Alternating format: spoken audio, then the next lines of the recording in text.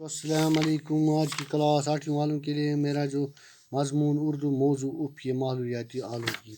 प्यारे बच्चों, आज हमें पैराग्राफ नंबर 7वां पढ़ना है। आलूगी की आप अपनी किताब का पेज नंबर 117 निकालो और किताब की तरफ ध्यान रखोगे।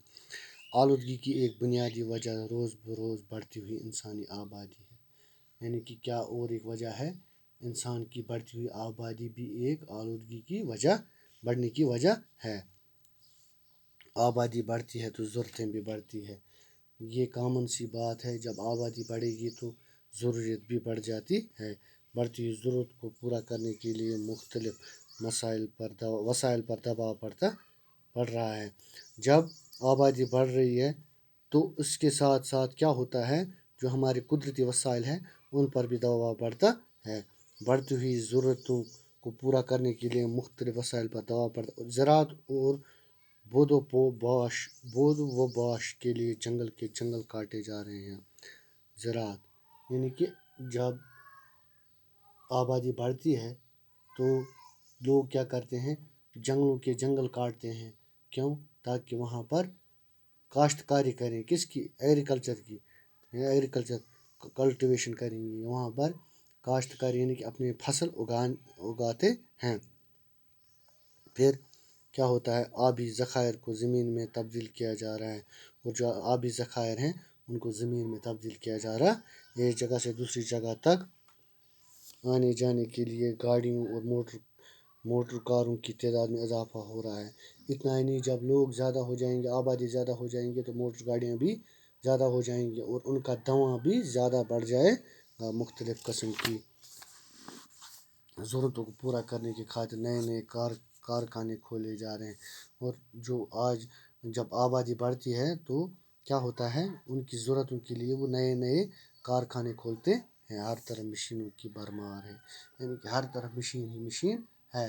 मशीनों की आवाज़ जो कानों को झंझोड़ती है। फ़िज़ा में धुआं और गर्द है, और फ़िज़ाओं में क्या होता है, हवा में क्या होता है, धुआं होता है। ताज़ा हवा मिलना माहौल हो रहा है। यानी कि जब हवा में गंदगी हो जाएगी तो क्या है कि जो गंदगी हवा है वो ताज़ा नहीं रहेगा, उसमें क्या है, गड़द धुआं वगैरह होगा। बड़े बाज़ारों में दम घुट रहा है, और जहाँ बाज़ार होते हैं वहाँ पर गाड़ियों के धुएँ वगैरह वगैरह, उनसे क्या होता है, इंसान का दम घुट रहा। आलूदा हवा से नई नई बीमारियाँ पैदा हो रही है। इतना ही नहीं, इस आलूदा हवा से मुख्तलिफ़ किस्म की बीमारियाँ पैदा होती है।